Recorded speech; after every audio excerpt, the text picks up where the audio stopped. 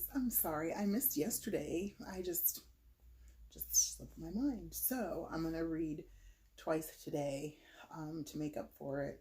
I don't even know if anybody's still watching, but just in case you are, we're on chapter 8 of the Chicken Pox Panic. So I'll read till I get to my time frame, and then if I need to read it extra, and if we finish, we'll see. I'm not sure. So anyway, chapter 8. After supper, Abby checked under her bed.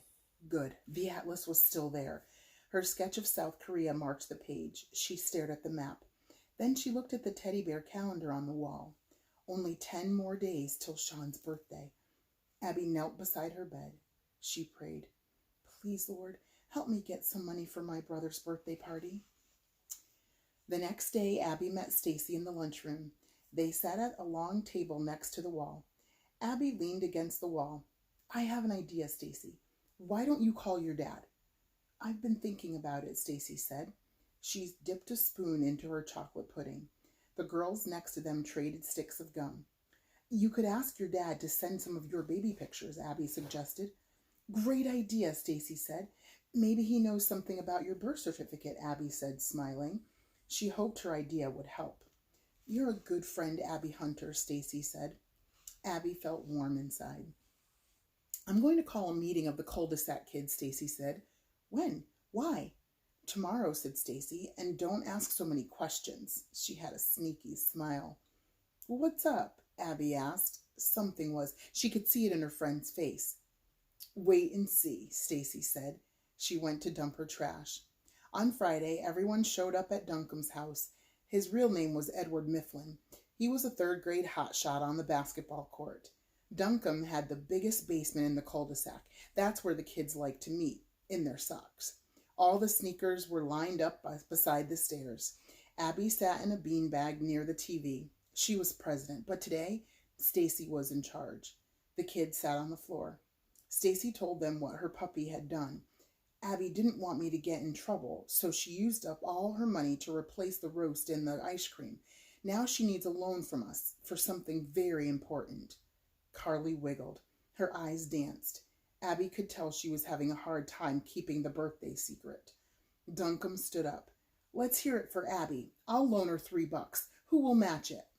Jason Burchell swayed back and forth. He could never sit still, even with his hypermedicine. "I don't have 3, but how's $2.50?" he asked. "We'll take it," said Duncombe. He smiled at Dee Dee Winters. "What about you? Got any cash to loan?" "Just 50 cents. She pulled out 2 quarters. "The tooth fairy came last night." She showed the hole where her tooth had been. Carly scooted over beside her. Sean raised his hand. "I save money. I give money to Abby." He stood up and emptied his pockets. Sean handed the money to Duncombe. Abby didn't want her brother's money. It was going for his cake. That's plenty without Sean," she said quickly. Eric Hagel whistled. "Hey, what about me? I have $1," he said, "and Abby doesn't ever have to pay me back." "Thanks," Duncombe said, reaching for it. Abby wished they would stop. God had answered her prayer with more than enough money for Sean's cake. She waved her hands. "Yo, kids!" "The president of the cul-de-sac kids wants to speak," Stacy announced. The kids got quiet, even Carly and Dee Dee. "Thanks for helping me out," Abby said. "I'll pay each of you back as soon as I can. Now I want to invite everyone to a birthday party for my brother next Saturday. Come over after lunch." Sean's eyebrows shot up. Then he grinned. The kids all cheered. "All right, Sean. Hooray for Abby." The meeting was over. The sneaker scramble began. Dee Dee got Carly's by mistake. They were red, but bigger. After the kids left, Stacy sat beside Abby. "I'm going to call my father tonight," Stacy said. Abby stretched her legs. "That's double-dabble good."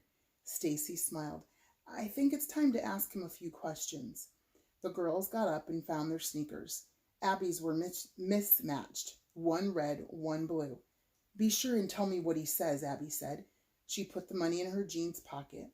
"Thanks for helping. You're a good friend, Stacy Henry." Abby ran all the way home. She had a birthday party to plan. Things were definitely terrific. Nothing could go wrong now. Chapter 9. The next morning, Abby dashed over to Stacy's. "Did you call your dad?" Stacy stood in the doorway. She zipped up her jacket. I chickened out. Oh, said Abby. She wished Stacy wasn't so nervous about it. They rode their bikes to the store. It was time to buy the birthday stuff. Abby couldn't make up her mind. Should she buy blue balloons or red ones? This is my Korean brother's first birthday in America, said Abby. Get him American colors, Stacy suggested. So Abby bought red, white, and blue balloons. Later, they hid the party stuff under Abby's bed. Then Stacy went home. After lunch, Stacy phoned. Can I come over? She sounded excited. Sure, Abby said, pulling off her sneakers. Ding dong, the doorbell rang. Abby ran to the front door in her socks. Stacy flew in the door, grabbing Abby's arm. I'm not adopted. How do you know? I called my dad. He has my birth certificate and he's going to send me a copy. They dashed upstairs to Abby's bedroom. And that's not all, Stacy said. He wants to come visit me sometime. Abby closed the door. This was super double-dabble good. Stacy sat on the rug. So did Abby. This is the best day of my life, Stacy said. She pulled off her sneakers. The mystery of my birth is solved. Abby laughed. And you solved it. She reached under the bed and pulled out a bag of balloons. If you need any help with the party, let me know, Stacy said. I'm not the best detective, but I'm a good fixer-upper. Abby ripped open the balloon bag. Can you blow up balloons? Sure, said Stacy, and she blew up a blue one. It made her face bright red. Abby clapped for her. I can't wait for the party. Just then, Carly came into the room. She had pink bumps on her arms and face. She was moaning. Look who's got chicken pox, Stacy said. Oh no, Abby gasped. Stay away from Sean. That's right, Stacy snapped. If he gets them, there goes the party. Abby jumped up and led Carly off to her own room. And we'll stop there for this segment, and then I'll do the next one after. All right, see you soon.